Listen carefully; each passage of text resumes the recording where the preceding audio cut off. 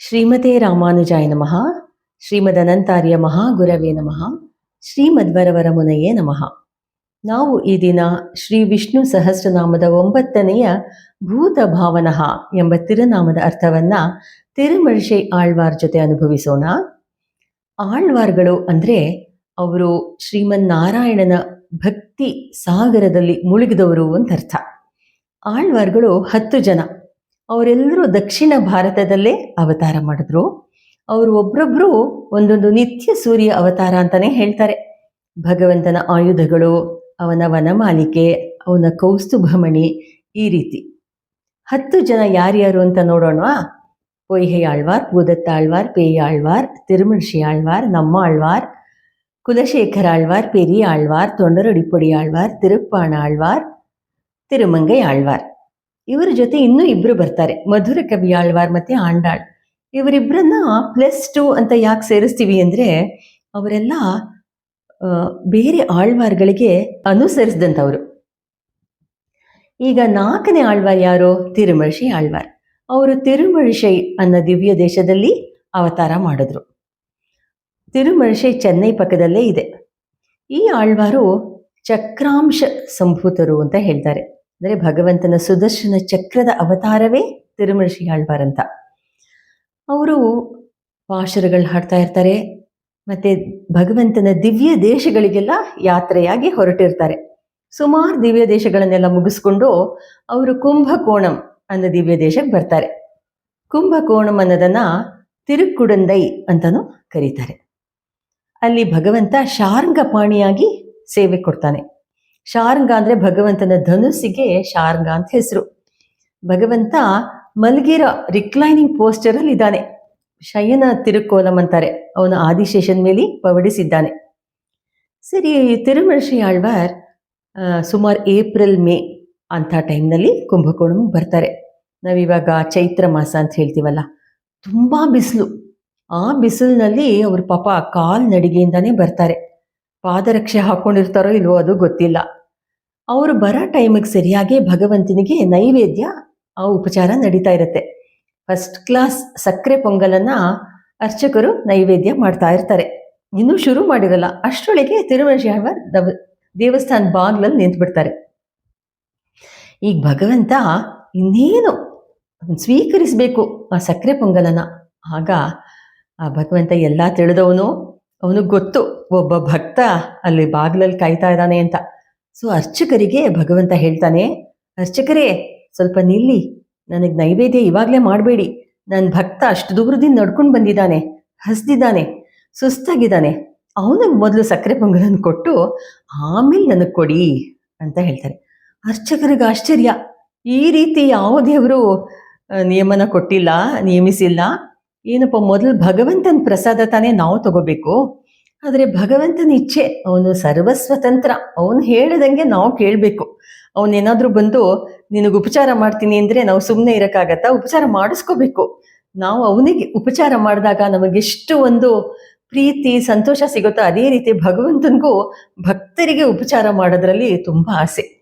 So ಇವಾಗ ಅರ್ಚಕರು ಅವರು ಒಬೀಡಿಯಂಟ್ ಸರ್ವೆಂಟು, ಭಗವಂತ ಹೇಳಿದಂಗೆ ಕೇಳಬೇಕು. ಅವರು ತಕ್ಷಣ ಬಾಗಿಲ ಹತ್ರ ಹೋಗ್ತಾರೆ. ಭಗವಂತನ ತೆರೆ ಹಾಕೇ ಇರುತ್ತೆ. ಹೋಗಿ ನೋಡ್ತಾರೆ ಎಲ್ಲಿ ಅಂತ. ಅಲ್ಲಿ ತಿರುಮಳಿಶೈ ಆಳ್ವಾರ್. ಅವರು ನೋಡಿದ ತಕ್ಷಣ ಅವರ ಲಕ್ಷಣಗಳಲ್ಲೇ ಗೊತ್ತಾಗ್ಬಿಡುತ್ತೆ. ಭಕ್ತರಿಗೆ ಸ್ಪೆಷಲ್ ತೇಜಸ್ ಇರುತ್ತೆ. ಸೊ ಅವ್ರಿಗೆ ಹೇಳ್ತಾರೆ, ನೋಡಿ ಬನ್ನಿ ಒಳಗೆ, ಭಗವಂತ ನಿಮಗೆ ಒಂದು ನಿಯಮನ ಕೊಟ್ಟಿದ್ದಾನೆ, ಕಮ್ಯಾಂಡು. ಅವನಿಗೆ ಇವಾಗ ನೈವೇದ್ಯ ಮಾಡುವಂತಹ ಸಕ್ಕರೆ ಪೊಂಗಲ್ ಅಂತಂದಿದ್ದೀನಿ, ಅದನ್ನು ನೀವು ಸ್ವೀಕರಿಸಿ ಅಂತ ಹೇಳ್ತಾರೆ. ಏನು ಭಗವಂತನ ನಿವೇದನ ಆಯ್ತಾ? ಪ್ರಸಾದ ತಾನೇ ಅಂತಾರೆ.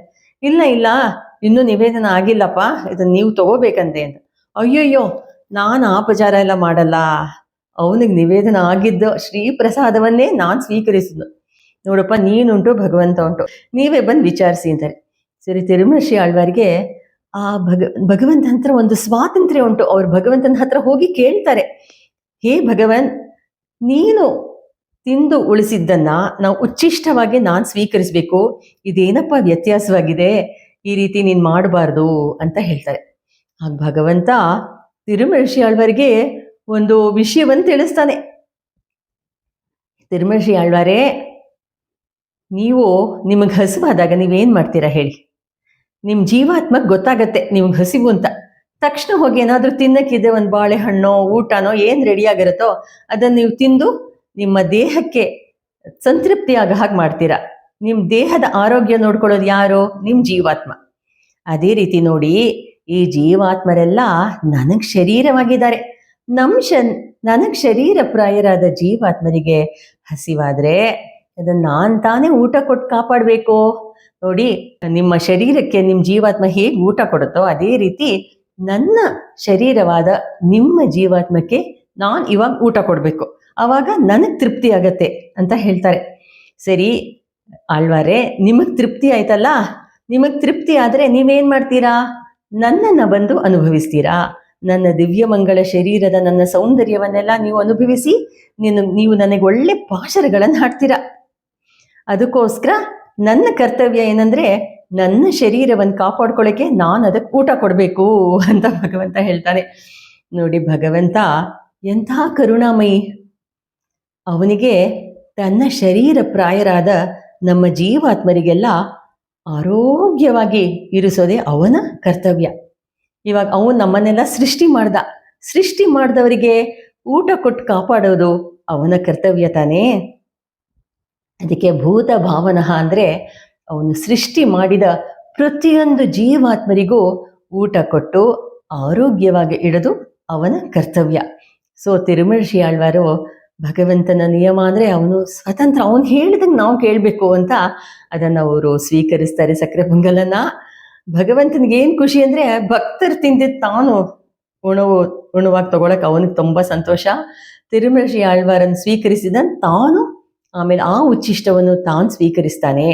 ಆದ್ದರಿಂದ ಇವಾಗಲೂ ಆ ತಿರುಕುಡಂದೆ ಕುಂಭಕೋಣದಲ್ಲಿ ನೀವೇನಾದರೂ ಶಾರಂಗಪಾಣಿ ದೇವಸ್ಥಾನಕ್ಕೆ ಹೋದರೆ ಅಲ್ಲಿ ಭಗವಂತನಿಗೆ ಆರಾವಮುದನ್ ಅಂತ ಹೆಸರು. ಆರಾವಮುದನ್ ಅಂದರೆ ಅಪರ್ಯಾಪ್ತಾಮೃತ. ಅವನನ್ನು ಅನುಭವಿಸಿದಷ್ಟು ಇನ್ನಷ್ಟು ಅನುಭವ ಆಗ್ಬೇಕು, ಸಿಗಬೇಕು ಅಂತ ನೋಡ್ತಾ ಇರಬೇಕು, ಅವನ ದರ್ಶನ ಮಾಡ್ತಾನೇ ಇರಬೇಕು, ಅವನನ್ನು ಸ್ತೋತ್ರ ಮಾಡ್ತಾನೇ ಇರಬೇಕು ಅಂತ ಅನ್ಸತ್ತೆ. ಅಂತಹ ಭಗವಂತನಿಗೆ ಆರಾವಮುದಾಳ್ವಾನ್ ಅಂತ ಹೆಸರು ಬಂದ್ಬಿಡ್ತು. ಇವಾಗ ಆಳ್ವಾನ್ ಅಂದರೆ ಭಕ್ತಿ ಸಾಗರದಲ್ಲಿ ಮುಳುಗಿದವರು ಅಂತಲ್ವಾ. ಅವನ ಒರಿಜಿನಲ್ ಹೆಸರು ಆರಾವಮುದ್ ಪಿರಾನ್ ಅಂತ. ಇವಾಗ ಆ ಪಿರಾನ್ ಅನ್ನೋದು ಹೋಗಿ ಆಳ್ವಾನ್ ಅಂತ ಬಂದ್ಬಿಡ್ತು, ಆರಾವಮುದ್ ಆಳ್ವಾನ್. ಈಗ ತಿರುಮರ್ಷಿ ಆಳ್ವಾರು ಅವರಿಗೆ ತಿರುಮರ್ಷಿ ಪಿರಾನ್ ಅಂತ ಬಂತು. ಯಾಕೆಂದ್ರೆ ಭಗವಂತನ ಉಚ್ಚಿಷ್ಟ ಅವರು ತಗೊಳಕ್ ಬದಲಾಗಿ ಇವರ ಉಚ್ಚಿಷ್ಟವನ್ನ ಭಗವಂತ ತಗೊಂಡಿದ್ರಿಂದ ತಿರುಮರ್ಷಿ ಪಿರಾನ್ ಆಗ್ಬಿಟ್ರು, ಆರಾವಮುದ್ ಆಳ್ವಾನ್ ಆಗ್ಬಿಟ್ಟ ಭಗವಂತ. ಈಗಲೂ ಹಾಗೆ ಫೇಮಸ್ಸು. ನಾವು ತಿರುಕುಡಂದೆಗೆ ಹೋಗಿ ಯಾವಾಗಲಾದ್ರೂ ಅವಕಾಶ ಸಿಕ್ಕಿದಾಗ ಅವನಿಗೆ ಮಂಗಳಾಶಾಸನ ಹಾಡೋಣವಾ, ತಿರುಮರ್ಷಿ ಆಳ್ವಾರನ್ನು ಜ್ಞಾಪಿಸ್ಕೊಳ್ಳೋಣ. ಸೊ ಭೂತ ಭಾವನಃ ಅಂದರೆ ಸೃಷ್ಟಿಸಿದ ಪ್ರತಿಯೊಂದು ಜೀವಾತ್ಮಕ್ಕೂ ಭಗವಂತ ಉಣವನ್ನು ಕೊಡ್ತಾನೆ, ಊಟ ಕೊಟ್ಟು ಕಾಪಾಡ್ತಾನೆ.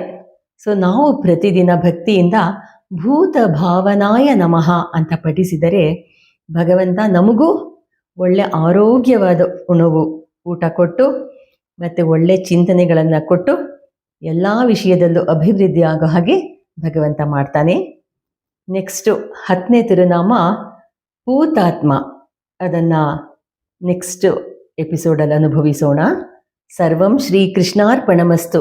ಶ್ರೀಮತೆ ರಾಮಾನುಜಾಯ ನಮಃ.